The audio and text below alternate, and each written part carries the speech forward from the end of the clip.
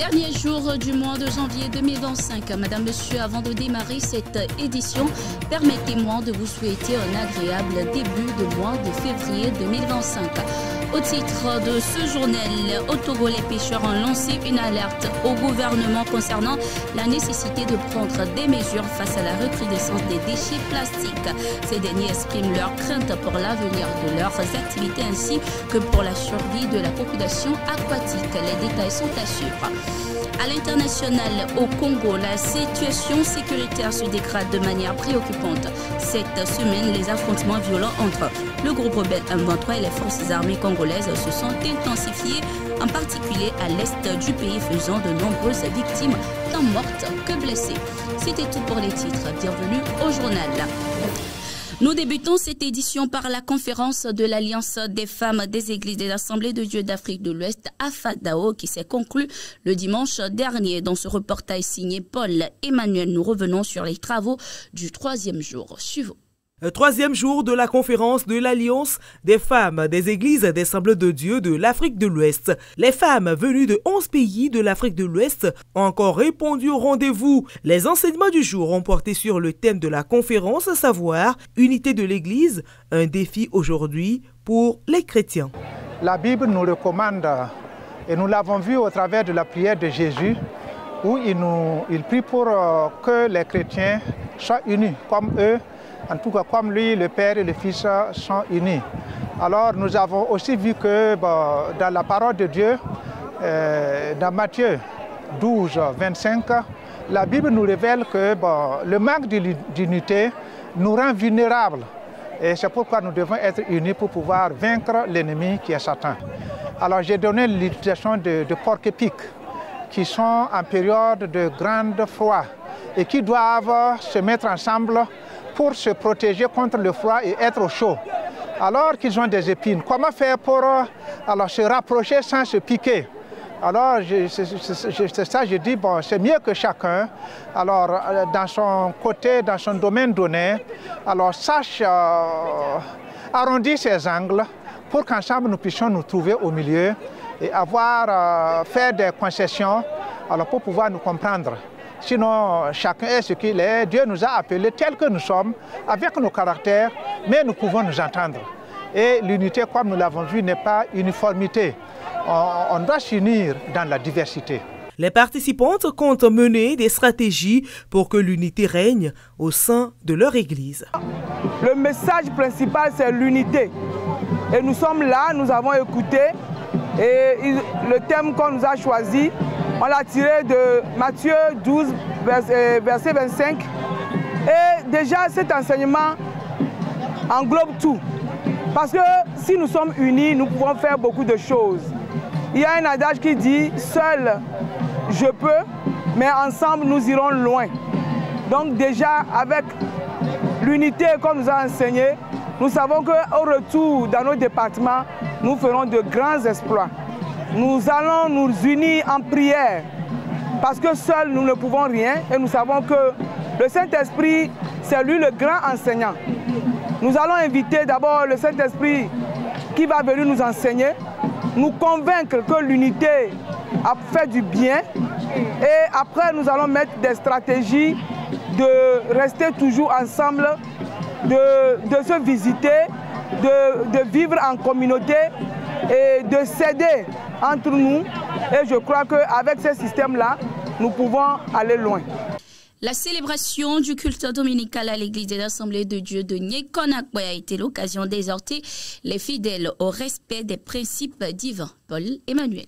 Marcher dans la volonté de Dieu en se dépouillant du vieil homme et mener une vie de sainteté, c'est le message apporté à l'assistance lors de ce culte dominical. Ce que nous avons porté à l'endroit du peuple, les membres de l'Église, c'est les principes pour une vie de sainteté.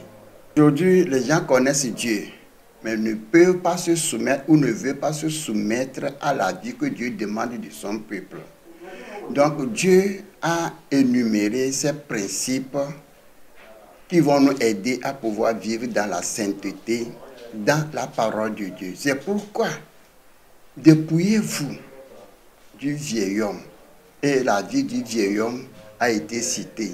l'impudicité, l'impureté, les paroles mauvaises, les mauvaises pensées, tout ça là.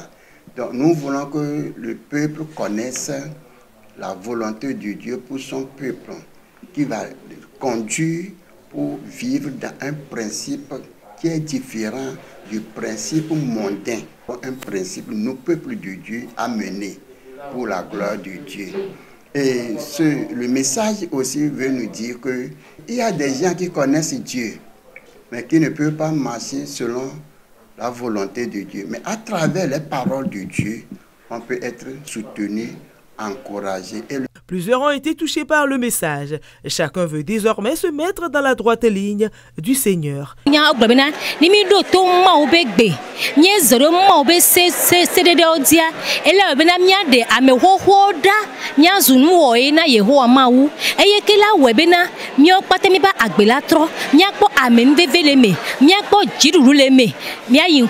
Marchez selon l'esprit et vous n'accomplirez pas les œuvres de la chair.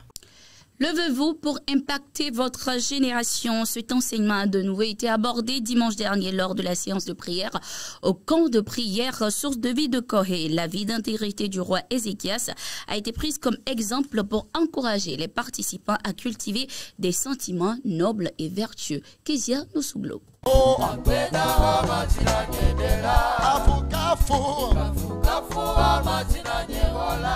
L'intégrité, une valeur importante pour impacter sa génération. Dans son message autour du thème « Lève-toi pour impacter ta génération », l'orateur a invité l'auditoire à mener une vie d'intégrité à l'instar du roi Ézéchias.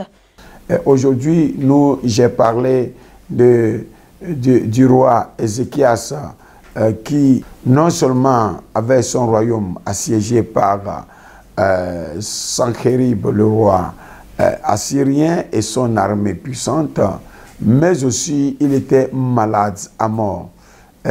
Vraiment, Dieu a combattu pour lui. Il a pu impacter sa génération parce qu'il n'a pas accepté cette mort précoce. Tant bien que c'était Dieu même qui avait envoyé le prophète Ésaïe, il n'avait pas accepté du fin fond du cœur. Et j'ai exhorté les participants à ne pas accepter certaines choses. Dieu, en nous créant, nous a donné le pouvoir, nous a donné l'autorité afin de pouvoir changer l'inchangeable. Alors, par la foi du roi Ézéchias, l'inchangeable a été changé. Premièrement, il s'est basé sur sa vie d'intégrité, sa vie de fidélité devant le Seigneur. Donc, tout croyant, tout chrétien, tout homme de Dieu doit mener une vie d'intégrité. Et c'est ce que Ézéchias a fait après avoir détruit les hauts lieux. Donc, il a dit encore à Dieu, regarde tous les bienfaits, tout ce que j'ai fait. Aujourd'hui, au lieu de faire les bonnes choses, nous sommes enclins à faire de mauvaises choses. Alors, chacun cherche à détruire son prochain. Chacun cherche à détruire le ministère de son prochain. Chacun cherche à détruire la vie de son prochain pour s'élever au-dessus. Non, il y a des conséquences, il y aura des retombées pour tous ceux qui le font. La séance a été bénéfique pour les participants qui nous livrent leur impression. Moi, aujourd'hui, j'ai appris beaucoup de choses. J'ai vu que dans la vie, il y a des choses que nous sentons qui nous bloquent des chemins pour que ce que Dieu nous a écrit pour qu'on devienne, ça ne se passe pas. Mais aujourd'hui, j'ai vu que l'homme de Dieu a ouvert, qu'on doit prier beaucoup et on doit casser dans l'église ou bien dans une protection pour que ce que Dieu a écrit ta vie va se passer. Sinon, je remercie Dieu beaucoup parce qu'aujourd'hui, j'ai vu que j'ai pris ma délivrance et j'ai mis dans mon cœur que je serai ici chaque jour pour que ma vie sera un essai. Des moments de prière intense ont succédé au message afin de briser tous les jours de l'ennemi, constituant un obstacle pour une vie de chrétienté épanouie. Et puis, je vous le disais, en titre au Togo, au port de pêche de Lomé, l'inquiétude grandit parmi les pêcheurs qui appellent le gouvernement à intervenir de manière urgente face à une situation de plus en plus critique. Les membres du syndicat national des pêcheurs du Togo tirent la sonnette d'alarme concernant la catastrophe environnementale en cours. Confrontés à une prolifération de déchets plastiques dans leurs filets, les pêcheurs craignent non seulement pour la pérennité de leurs activités économiques, pour la survie de la faune aquatique. Ils appellent ainsi le gouvernement à appliquer le décret de 2011 interdisant la production, l'importation et la commercialisation de sacs plastiques non biodégradables. Toujours dans cette édition à l'international au Congo, c'est l'effroi depuis plusieurs jours maintenant. Le conflit à l'est du pays a pris une tournure dramatique avec l'intensification des combats. Ce week-end, les rebelles du M23 soutenus par les forces armées rwandaises ont pénétré la ville de Goma, désarmant certains militaires congolais. Selon les bilans hospitaliers, une dizaine de personnes ont déjà perdu la vie et près de 300 autres ont été blessés. Le président congolais Félix Tshisekedi a appelé ainsi à une mobilisation générale et à un soutien sans faille aux forces armées congolaises qui luttent pour la sécurité et la stabilité du pays. Nous restons également en prière avec eux. C'était tout pour cette édition. Merci d'être resté avec nous et bonne suite de nos programmes sur la radio-télévision. Jésus vous aime.